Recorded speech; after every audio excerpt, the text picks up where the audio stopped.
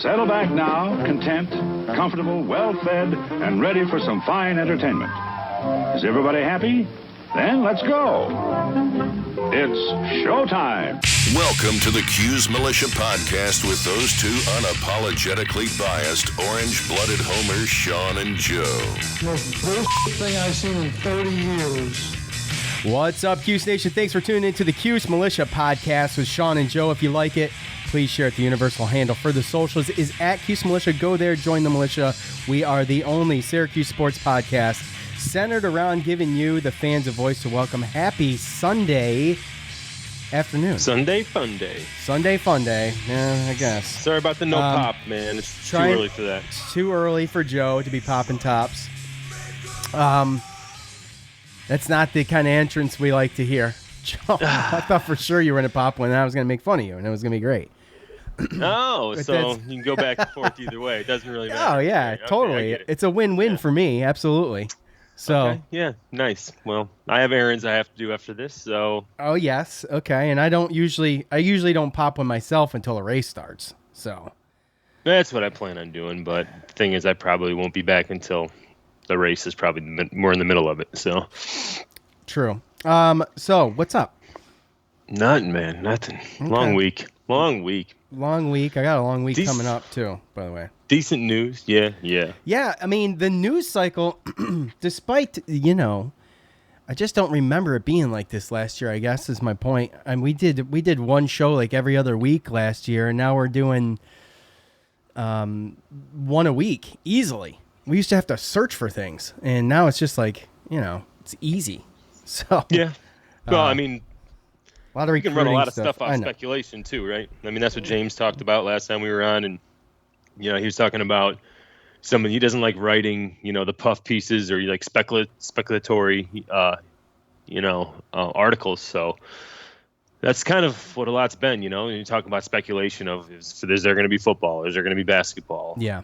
Where are the transfers going? Who else is going to come for the basketball? Is our transfers going to be able to not have to sit out a year and be immediately eligible? There's a whole bunch of things that have been speculation on top of the TBT as well. Yeah, and a lot of wrenches thrown in the mix, which gives us plenty to talk about. So let's do it. Yes, sir. What has happened this week in Cuse News? The Juice, powered by betonline.ag. Coach Babers made his much-anticipated words heard about some of the racial issues of the past couple weeks. His original statement was released on his Twitter account. In it, he mentioned some of the black lives that were inexcusably taken, his memories of past movements and issues. He also issued a needless apology to Orange family for his delayed statement because of his need to process, pray, and talk with his daughters and son-in-laws. Coach recently sat down with Syracuse sports writers and journalists. Here is a response he had to a question posed by Stephen Bailey of Syracuse.com. It's kind of like, if you're really going to talk about this stuff, I look at it like it's a scab. If you really want to talk about it, you got to peel the scab off.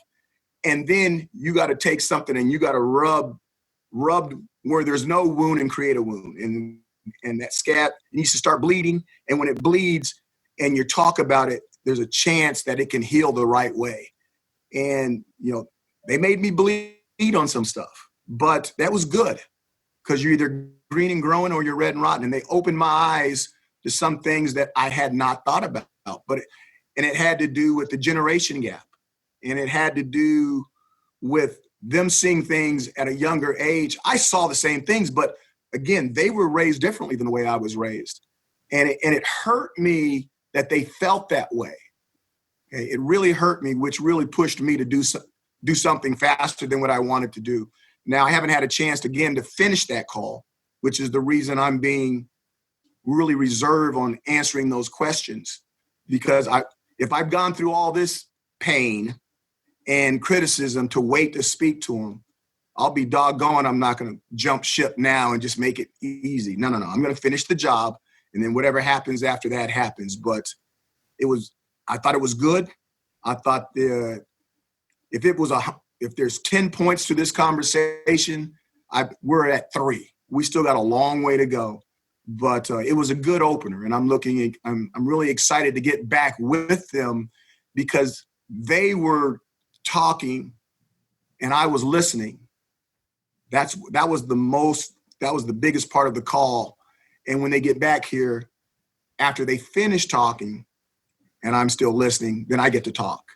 And I know they will listen. And afterwards, hopefully, we're all stronger. As iron sharpens iron, one man sharpens another. Austyn Kauhi is the 11th recruit of the 2021 cycle, the first on the offensive line and the fifth on the offensive side of the ball. 6 foot, 269 pounds. He's ranked 3 stars by 247 Sports with no rankings anywhere else, as noted by Noon's Magician. Austyn, welcome to the Orange family. Syracuse football takes a hit in the secondary depth a little bit. Mike McAllister reported Alan Stritzinger would be entering the transfer portal. He is a reserve safety, according to his bio on Cuse.com. The 6 foot, 194-pound Stritzinger, who is entering his senior year, has competed in 29 games with 1 start over 3 seasons, according to Inside the Loud House. So, Josh Black, he caught the eyes of The Rock after Black tagged him in a tweet where Black, a 6'3", 277-pound D lineman, runs up an exterior wall of a building, does a backflip. The Rock called Black a hell of an athlete and noted that Josh was on their radar. Black told Syracuse.com and the Post-Standard he didn't really like playing football when he was younger. He liked weightlifting and the nutritional structure the sport demanded more than perfecting stunts or techniques. That is your juice for this week. A little bit later, we are going to have James Szuba from Noon's Magician on. We're going to talk a little bit of Syracuse basketball going into next year, probably some TBT in Boeheim's Army. But before we do all that, obviously, you know that this show, the Cuse Militia Podcast, is distributed by Armchair Media, and it's powered by betonline.ag. There is no shortage of action going on with our partners at betonline.ag. The sport world is slowly making its way back, with the NBA announcing its return in late July. But right now, you've got the UFC, you've got boxing, you've got NASCAR, and international soccer. Is that a sport? I guess so. They've all resumed play, and BetOnline has the best odds and lines for the upcoming games and matches. Need more? BetOnline has simulated NFL, NBA, and UFC happening live every day for our devout gamblers. Go check it out. BetOnline also offers hundreds of live casino games, poker tournaments, and the best props in the business. Now, if you're like me, that catches your attention. Casino games, poker tournaments, that's right up my alley. Visit betonline.ag on your computer or mobile device and join now to receive your welcome bonus. betonline.ag, your online wagering experts. Thank you, BetOnline. All right, Joe, we can start at the top and work our way down, and then we will bring James on. So, yes, sir. Coach Babers finally made a statement. I mean, I say finally, but I guess it was a little delayed. He explained why. I think everybody respects that, fans and players alike. So, he had a conversation with his men, his young men that he leads, and we don't really need to know the details, but of course, there's got to be, he's got to be interviewed and all that stuff. A lot of the teams, I mean, everyone, you look at it, every team, their players are looking for their coach or, their mentors or whoever to stand up and actually make a statement about it, right? And you saw a lot of people make those statements, and, a lot of times the people, they get pressured and they make it look bad, or it makes it look bad that it took so long. But really this is where I really applaud Dino Babers, and I really it tells me just a little bit more about him as just a human being, like him being able to take the time to not come out. I mean, because you saw some people that came out and they made some quick and not really not well thought out comments, and they got thrown to the grindstone for it, and they backpedaling and having to apologize and everything like that. So there are those coaches that they've been looking to stand up and talk about. But I think because the fact that he, is an African-American head coach as well, I think that gives him the time. And I like how he sat back, because everyone knew that it was egregious, right? Everybody knows, right? So I think the fact that he actually sat down, took the time to process it, took the time to talk to his family, and he's essentially the second, maybe sometimes in some cases the first father figure in these kids' lives, and he wants to hear from them and they want to hear from him, and I just respect the way that he thought it out. He didn't come out and just make a quick well thought out comment. So I just love the way that he handled it. Yeah, and he's a very private guy and give a lot of details, and he shouldn't have to, and right. that stuff will surface eventually. But that's No, and like it doesn't sound like you his said, teams. He was calculated about it. He took the time. He's both of his daughters. He's got 2 white son-in-laws. They're gonna obviously have biracial children, and he wanted to talk to them. He specifically mentioned that, and Right. the rules of engagement. And you can go for him growing up, and you can go look at his statement. And I'm just sure many of you probably already have, but it is available on Twitter and everywhere else. So anyway, okay, Right. Kauhi out of Hawaii. Yes. In I came to Kauhi through Surrey, by the way. I had no idea.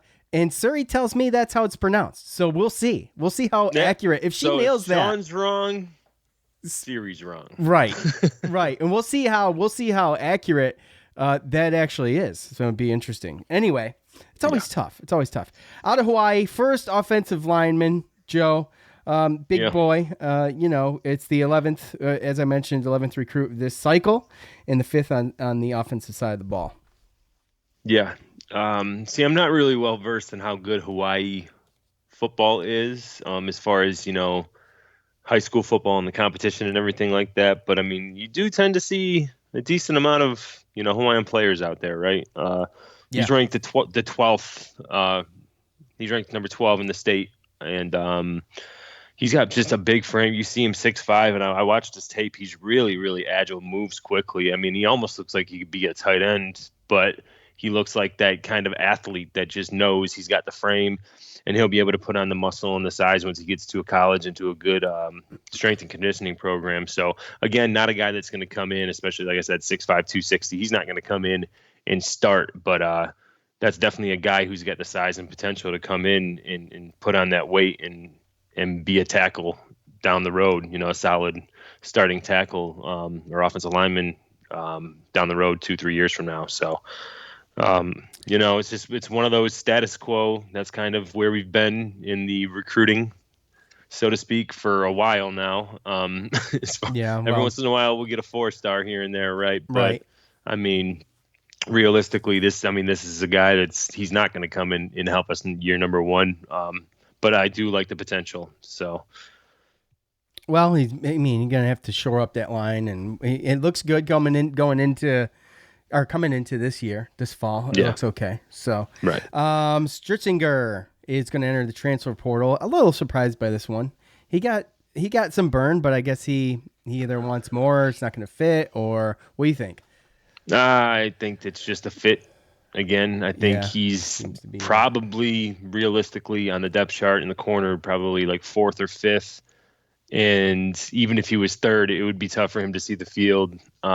He mostly played our nickelback guarding, the slot corner last year when we played nickel. And now with the 3-3-5, that 5, as far as number of secondary, that's really like 3 safeties. So, there's still really only 2 corners, and then you're going to have safety that's going to be big enough to come in, and I think when I talked to you the other day, I described almost like a Keelan Whitner, some guy who a guy that he switched from safety to linebacker. He'll be a guy like a rover that's all over the field, and then they'll have the traditional safeties and then the traditional corners. So I think just basically fit. And that's just really what it is. He's going to have to go somewhere else if he wants to get a decent amount of playing time. And I believe he's a senior too, right? Yeah, he's going into his senior year. Yeah. So, I guess, again, it's unfortunate, but this is just par for the course when you have a defensive scheme change. We've already seen, Juan Wallace and Kadeem Trotter, the two linebackers go, and now we had this guy. And then also a walk-on defensive back, James Cherry. He's also went in the transfer portal. So we're losing 2 defensive backs. Obviously, I don't know how much playing time they would have got, but it's just par for the course. That's what happens when you make this kind of change. And, So. and if he's got to sit out, he's still got a year eligibility after that. So Real quick to go back to that, the offensive lineman there. Just one last thing. I'd rather have a guy like this as far as a 3-star. Sometimes you see 3-stars that come in and they have the size, but then it's like they got to turn it into muscle, reshape their body, and work on their footwork. Offensive linemen, if footwork, agility, that kind of stuff, and technique, that's the most important. And if you can get that down, then as long as you can just put the weight and the strength on, then you're going to be good. And that's why I like this type of recruit a little bit better, because he's already got the agility, he's already got the athleticism. You can see that. It's just now he's got to get stronger and just learn technique. So that's why I'm excited about that recruit. What did you think of Josh Black's tweet to The Rock? That was pretty cool. Oh yeah. Well, I mean, you saw McKinley Williams a couple years back, Bear. And he did the double, triple back handsprings or whatever, which was athletic as hell, Yeah. And then I saw that, and it's just always, hey, whenever you get the attention of The Rock, then it's a good. It can only be good. Well, I didn't realize that his passion's not really football. He said he was quoted as saying he played football, so he didn't let his parents down because he comes from a family of players. So. Yeah, his passion is actually he wants to be a stunt double. I mean, he's a monster. I mean, he squats 700 pounds. I mean, oh yeah, so yeah. So I mean, yeah, you never know. Like I said, I mean, he says that, and there's some guys that you just get pushed into it, right? And there's some guys that they just use it to get into college and then to get a free education, and they don't really want to. There's some guys they don't want to go play professional. They get that college degree, and then they're in the NFL for only a couple years, and they realize that's not the life they want. I got a degree, I can go do this, right? So some people use their athleticism not just to go pro, but at the same time, it is very hard to turn down that type of money. It is for a short period of time. So I mean, he can say it's not his passion and this and that, but I'll tell you what, if he hears his name on draft day, I bet you he's gonna give it a go. The Rock obviously played for Miami, D lineman as well, so they have that in common. All right, any final thoughts on all things Syracuse football? Anything you got, Joe? Nope, just waiting for more stuff to hit. Yeah. All right. One more time. You all know already that this show, the Cuse Militia Podcast, is distributed by Armchair Media and powered by betonline.ag. So, the sports world is slowly coming back, and the NBA announced its return in late July. But right now, UFC, boxing, and NASCAR are all in full force. Look, BetOnline is your source for online betting. They also have simulated NFL, NBA, and UFC happening live every day for devout gamblers. Or, like I mentioned, what I love, they got the casino games, they got poker tournaments, and the best props in the business. Visit betonline.ag on your computer or mobile device and join now to receive your welcome bonus. betonline.ag, your online wagering experts. Let's bring on the Zubinator.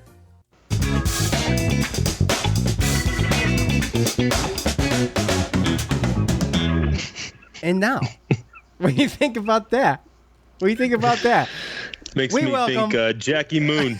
we welcome our good buddy, James Szuba, Syracuse Orange basketball beat writer for Noon's Magician, and currently a Central Squarean / Syracusean. Out of the city. This kid has he's gotten out. He can go do things now. And he's looking good. He looks refreshed. Good to see you, buddy. Yeah, good to see you as well. We got a little vibe switch on the music intro, so we'll take it. Yeah, you like that? Yeah. I'm out of the city. I got a haircut yesterday. Shout out to the shop, best place in Central New York to get a cut, in my opinion, my humble opinion. Where's that at? And Erie Boulevard. Oh, okay. Actually, I think they have 2 locations now, but I go to the one on Erie Boulevard. And I'm up here back home, and it feels really good to be home, man. Very refreshing. liberating in a lot of ways, just because, when we last talked, I think I was still in the city. Everything was shut down. You could go to the grocery store and whatnot, but dude, up here, I'm out here driving and going to the parks and stuff on the weekend, and it's been great. I got to be honest, dude. I could tell it through your texts. Yeah. That when you got back to Central Square, like it's a total, like that was really bringing you down, man. It was like, yeah, you could tell, but you're refreshed. You're there till what, November or something like that? Yeah, we're being told November. So really, it's a guessing game. Nobody knows for sure, but I'm definitely up here for the summer. I know that. So that's awesome. He's been hitting up Green Lakes, folks. If you want autographs, just go to Green Lakes and see if you could catch a James Szuba sighting. So Yeah. I don't know if you could do anything with it, but yeah, I'd be happy to sign whatever. Yeah. Oh, I got to get out of there before lake effect. Yeah, no. It's kidding. a good time to be up here right now. Yeah, I mean, it's summer. It's warm. It's so green, and it's just totally it's beautiful different. in the summertime. Totally change of pace than in the city. So I'm enjoying it. I love it up there in the summertime, man. I don't know. Yeah. I mean, just growing up with that, I don't think anything beats it. Well, the beach comes close though, but all right, it does. Andrew White, he's going to join Eric Devendorf, John Gillum, Brandon Trish, Malachi Richardson, Demetrius Nichols, Tyler Lydon, Dante Green, and Chris McCullough in the Boeheim's Army. In his 1 year at Syracuse, White shot 44% from the field and 40.3% from three, and he averaged 18.5 points a game. In his 1 year, 628 points in the one season he played there. That's pretty. That's a sniper right there. He's a sniper. He's got the Syracuse single season 3-point record as well. So does he? Add another Okay. match. Yeah. That's a fun fact. Fun fact from so James. how about this roster though? I mean, another shooter. You've really got shooting at every position. Everywhere. Yeah. You bring Tyler Lydon into the fold, and he can presumably play some center. So you get shooting at every position. I mean, all these guys are capable of knocking down the three ball, and I think the only hole in the roster at this point is true center. You need more shooting, obviously, for TBT, and they have it. But maybe there's like an opposing big that's just a force inside that maybe they don't really have anybody to combat that. But maybe the best Boeheim's Army roster that we've seen thus far. Yeah. So what do we usually? How deep do we usually go? And not deep, but how big's the team usually? Like 10 players? Because we're up to 9 already. Yeah, I think they've gone as many as like 11 in the past. That's probably too many, too many cooks in the kitchen. I don't know that they're going to add anybody else. I think the roster might be set at this point. And, with games just 2-3 weeks away, they're probably set. Maybe, but, maybe they'll add somebody else if somebody can't come in, or we'll see what happens there. But, who do you? Yeah, I think that's a good number, because the more players that you add this year, too, you got to think like it's less money. You're adding more risk. Because if just one of your guys tests positive, the whole team's gone from the event. So you got to start to think from that angle as well. Yeah, and I mean, so who do you see working down low the most? Either one of you. I mean, like he's mentioned, you got some okay guys down there, but not having a true center, I don't know. You just rotate guys or what you do, but talent, but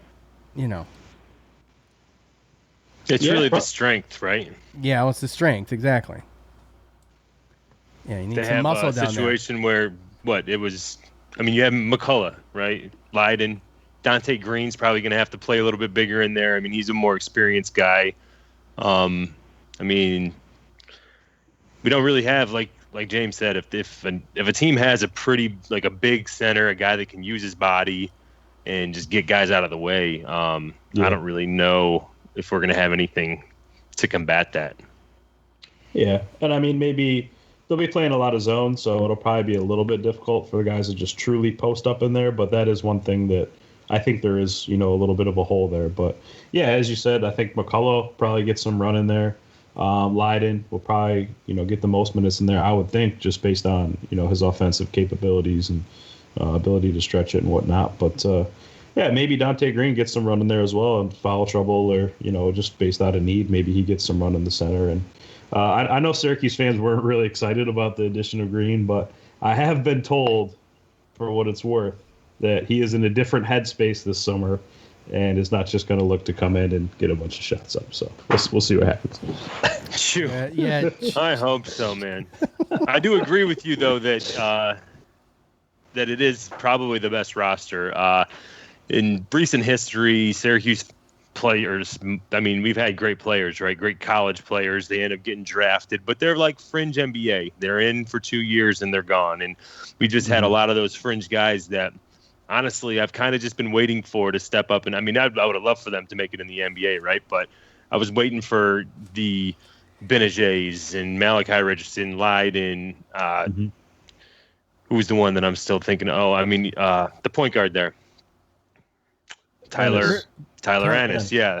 I mean, we got some young guys that I've just been waiting for to be able to step up and be in this tournament because we have had an older team. You've seen that's kind of been something that's hurt us in the past. Again, like you mentioned, shooting in the past, but also just you play some of those younger teams that just get up and go, go, go.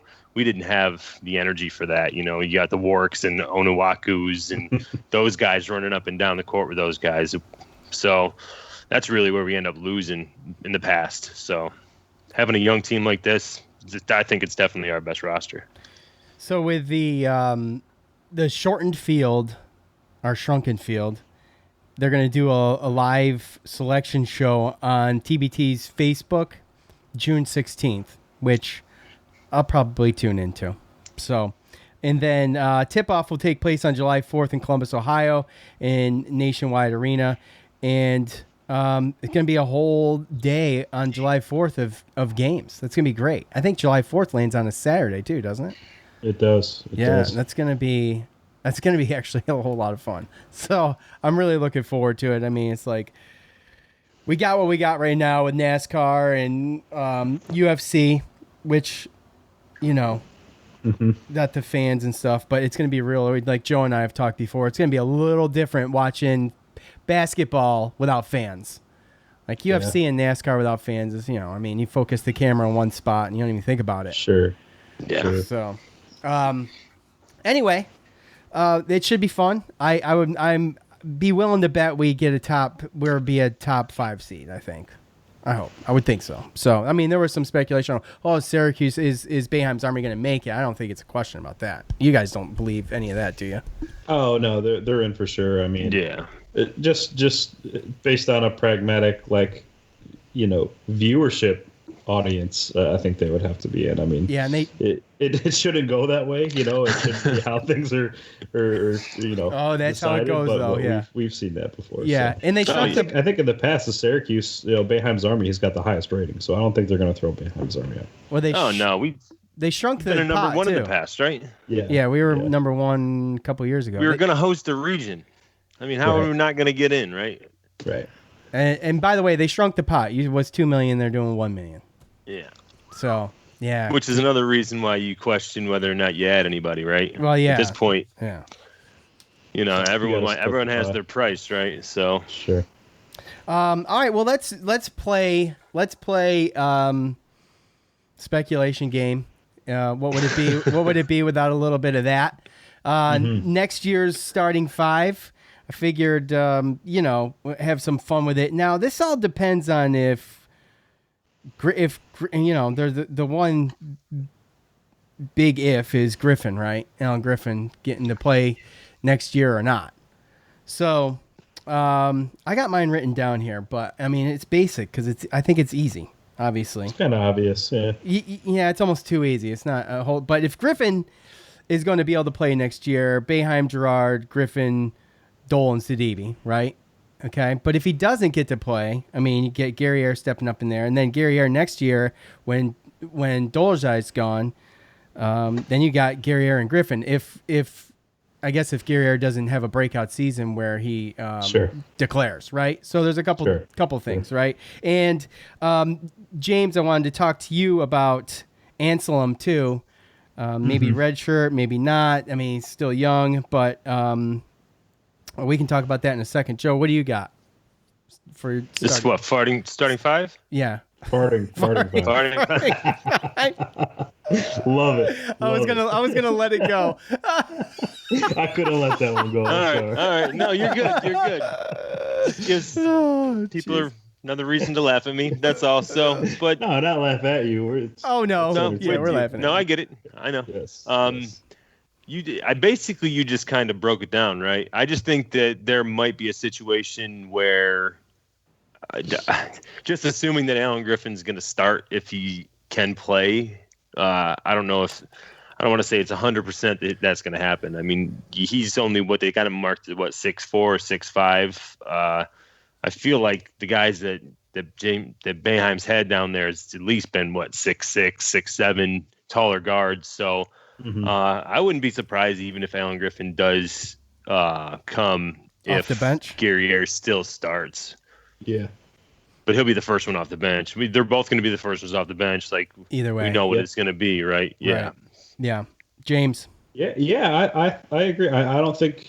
You could go either way, and you might effectively have 6 starters next year just based on how it goes. But I would lean towards Guerrier starting right now, so I don't think necessarily the starting lineup depends on whether Griffin gets a waiver or not. We'll see what happens there. But, I think Quincy's ready for a big year just because he came on late. It took him a while to get going.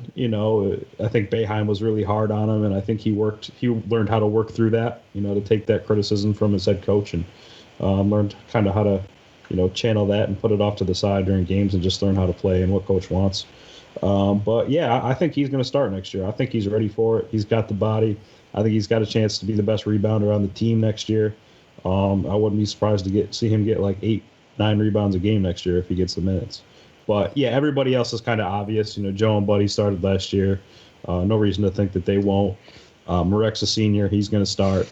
And then, obviously Barama came on late down the stretch. So I look for him to start the center again next year. Yeah, 2 things I'm really excited about would be Dolezaj in his senior year. First of all, I can't even imagine. That went so fast for me. Him being a senior next year doesn't right. It seems like it shouldn't be, but I think Dolezaj in his senior year, I think is going to be exciting to watch. And like you mentioned, Sidibe, I mean, he was just all of a sudden flipped the switch at the end of last year, and you got to imagine, he's going to take that in. I mean, it's like he was just so motivated in those last few games, and which was another reason it was such a shame that we couldn't finish out the year, but. Those 2 things I think are going to be huge. Obviously, Griffin with the still in the air,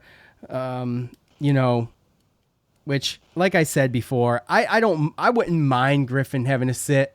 I think to be selfish fan, I think that works better for us. To be honest with you, as fans and to have an extra year and as the team itself, I think that team's only going to be stronger with him sitting and then being able to play 2 more years. Well, so let's transition to Anselm now, because let's say Griffin does have to sit out next year. You have depth in the front court, which hasn't been a luxury in recent years for Syracuse. Right. But you bring in Woody Newton. Presumably, if you have Robert Braswell back, you have another option at forward.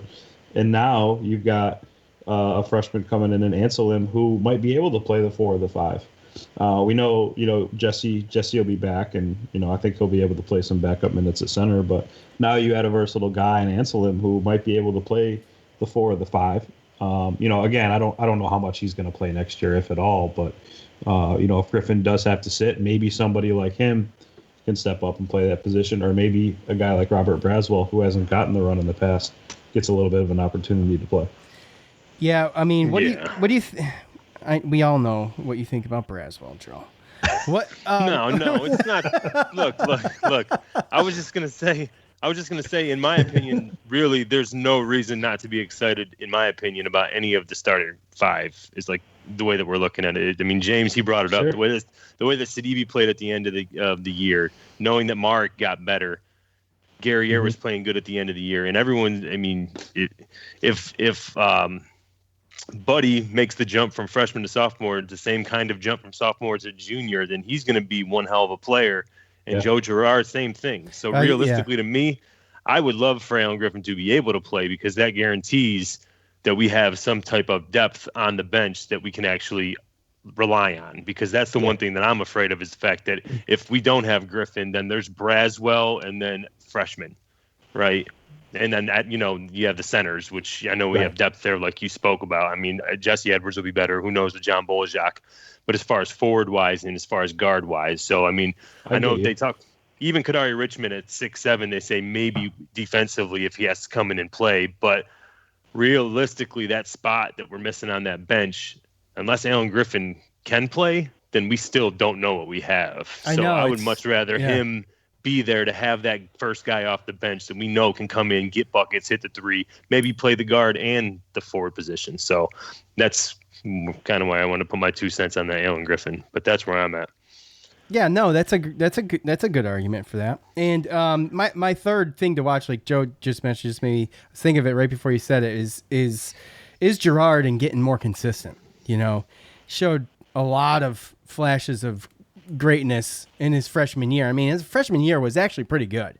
Very good. Yeah. But it was kind of the consistency. He was knocked off his game kind of easy sometimes. He was flustered on offense sometimes by defenses. And, I look for him to kind of grow there. And then Edwards and Braswell, I mean, I want to see these guys play a little bit more. Edwards, I hope he's doing something because the frame on this kid, he could be huge. I mean, he's got broad shoulders. Like, he's huge, but he just doesn't have the meat yet.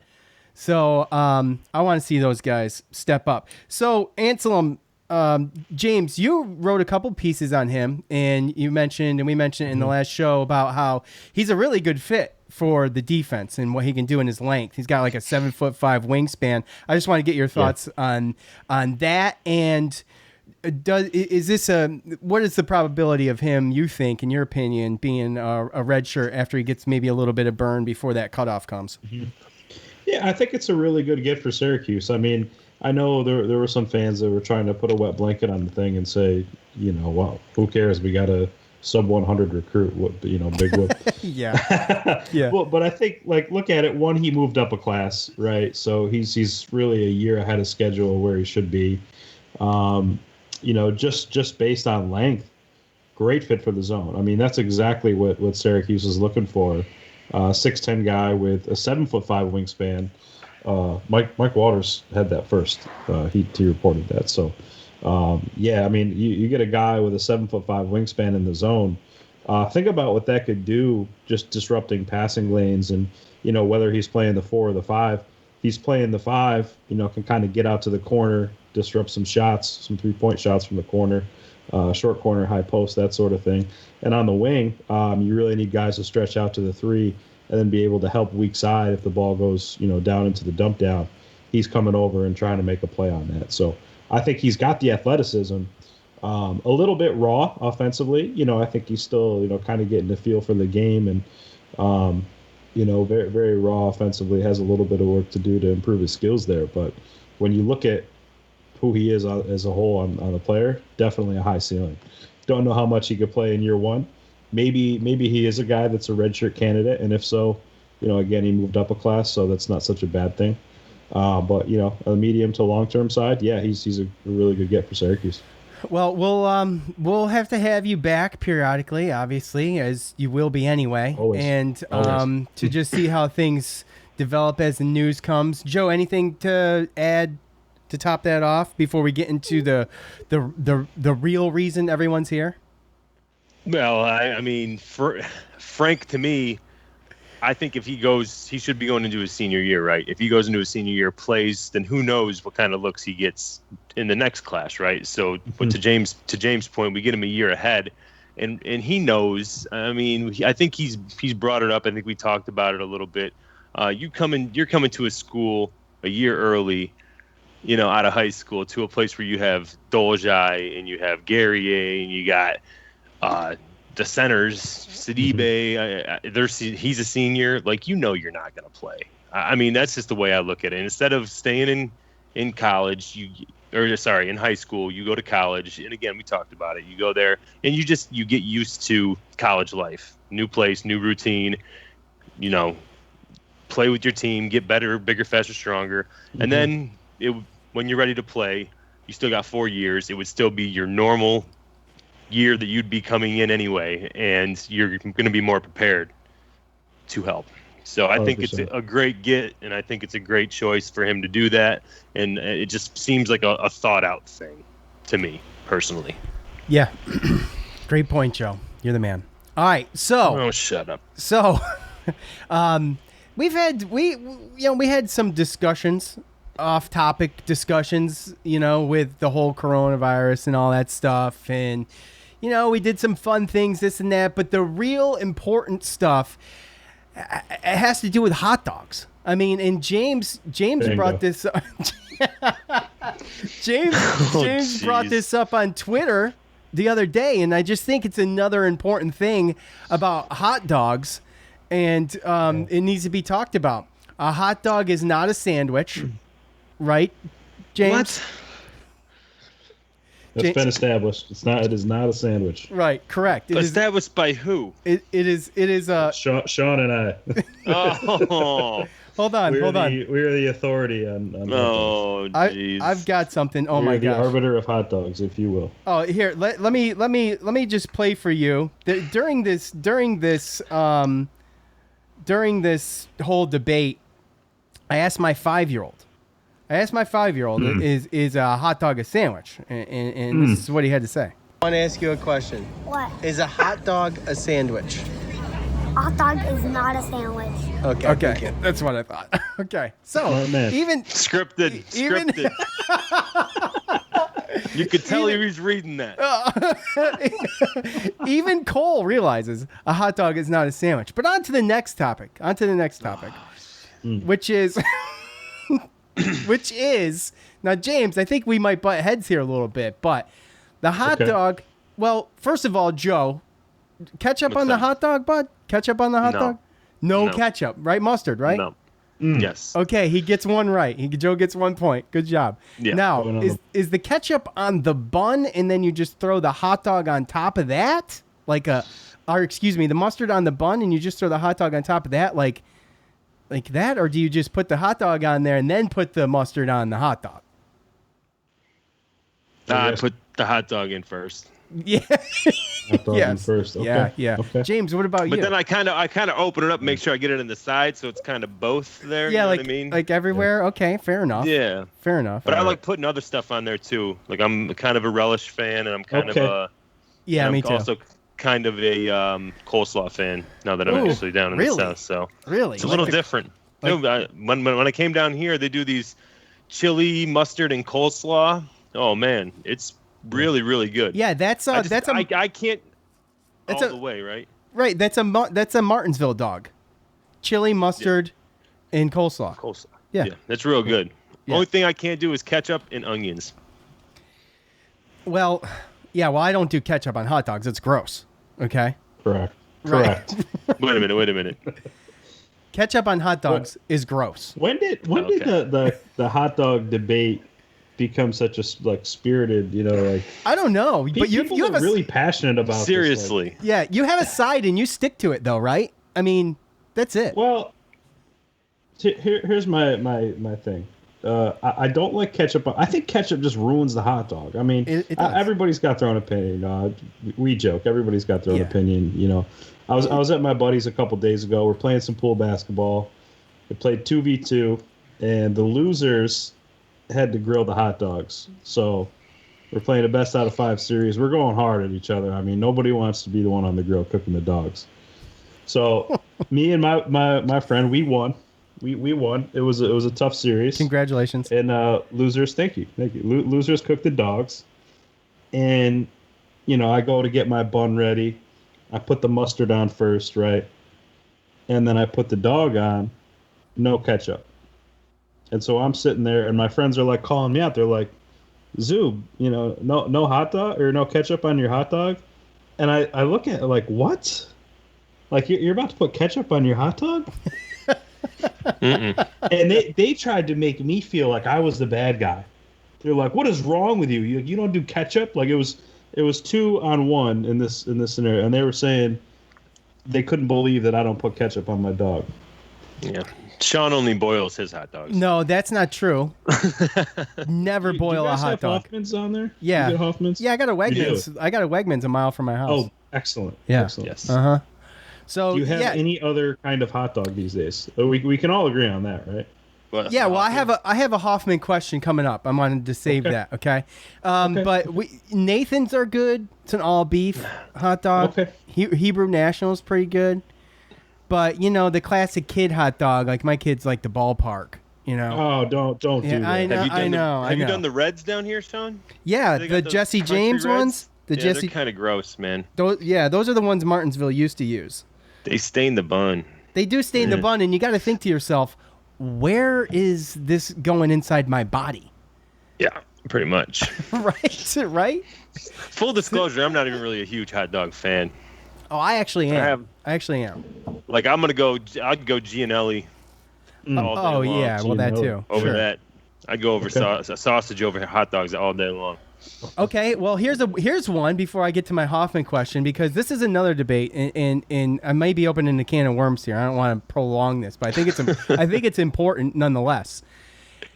Now, I grew up Gianelli sausage on a hoagie roll, peppers, onions in mustard, or you can do peppers, onions in sauce. Yeah or nay? Like a marinara. Yeah, like a marinara. Yeah. Okay. What do you think? Both of those legit or what? That's legit. Maybe I'm Polish. Full disclosure. Okay. So I love sauerkraut, man. Okay. Fair enough. You're not with the sauerkraut? I'm not. Oh, I could do the Rubens. I don't Yes. do that's cabbage, right? Is that cabbage? Yes. Yes. Yeah, that's why I'm not huge on the coleslaw. I love cabbage. Yeah, I mean, I like coleslaw if it's chopped fine. Like the sauerkraut, though, I'm not real huge on that. Fair. But to your point, I think a lot of people do like the most common Gianelli sausage you could have is peppers, onions, and like a marinara sauce. Yeah. Okay. That's And it's good. It's good. I'm just saying, I'm a sauerkraut guy, but yeah, it's really good. You can't go wrong with Gianelli, man. Gianelli's the best sausage around. Dude, and even when I make if I need patties, because sometimes I can't find the patties. If I want to do a patty, I just grab the Gianelli, take the skin off of it, man, and pat it down into a patty. Make a sausage burger. This stuff's good, man. It's good. Okay. All right, last question. Hot dogs or coonies? Well, for me, go ahead. Is it a coonie or is it a coney? That's another I always debate. called it a coonie. I always called it a Trevor as well. Joe, what'd you call it? Coonie, right? I don't really know. Really? I don't like them. You don't like them? No, What makes them white? What makes them white? See, a coonie to me is like It's like pork, I think. it's veal, right? It's veal and pork. Is it? Yeah. I don't. Yeah. It's gross. That's what it is. It's actually really good, but it's not like a hot dog where you could eat like 2 of them or 3 of them even. It's like one, right? Bite. And they shouldn't sell them in packs of 6. They should sell them in packs of like 2. Facts. Because I can only do one at a time, Yeah. So like a pack of 6, they're freezer burned before I get to them all, to be honest with you. But they're still good. They're good with peppers and onions and mustard too. Because it's kind of a sausage almost. Anyway. Yeah, it's a little bit spicier. Mm-hmm. Yep. Yeah. Those are my thoughts. All right, boys. Anything else to add? I'll let y'all top it off. Is a burger a sandwich? No, it's a burger. Yeah, it's a cheeseburger. It's a standalone thing. A sandwich has everything to do about the bread, right? Dude, we're not. We already had this. I already had this conversation with you. I want it. Yeah. Already. When you go to Wegmans and you get an elongated sandwich, we'll call it. What is that called? What do you call that? It's a sub. It's a sub. Okay. Sub sandwich. Now, when I was in school at Marist, I had a roommate from Connecticut. Grinder. Couple roommates from Jersey, and one from Brooklyn / he moved out of Brooklyn when he was like 8, so he was like very New York City.